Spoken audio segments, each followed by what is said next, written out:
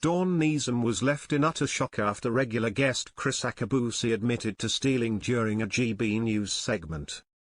The panel were discussing the Louvre robbery and spoke on their thoughts about how the crime was committed, while Kriss reflected on the crime. He fumed at the audacity and how it was meticulously planned. He then said, "I was speaking to Dawn earlier, when I was in the children's home, we had a period of going to Woolworths, stealing." He asked the panel to please bear with him. But Dawn shouted back, "Kriss, naughty." He responded with multiple apologies, but Dawn's face appeared wide-eyed as she seemed shocked he was retelling the story on air. Kriss went on to explain that he had manufactured a special coat to make things easier for him.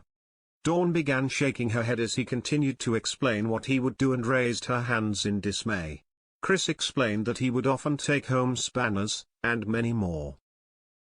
He continued that one of the people who was with him went into the shop and picked up a dinghy that was on display, before turning back out of the front door. Kriss added, "Nobody stopped him, because it was so audacious." He brought it back to the Louvre heist and explained that's what inspired the topic, saying, "Someone was so audacious that they went in the cherry picker, smashed a window and within 7 minutes were gone." Dawn added, "I think you're right, if you do anything with confidence, whether that's going into Woolies and nicking a dinghy, or breaking into the Louvre and nicking the crown jewels, you do it with confidence and you'll get away with it."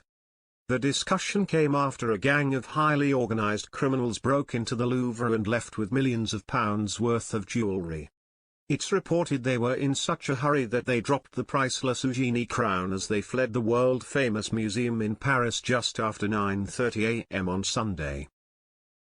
Rachida Dati, France's culture minister, said a criminal inquiry has been launched and detectives were liaising with museum staff.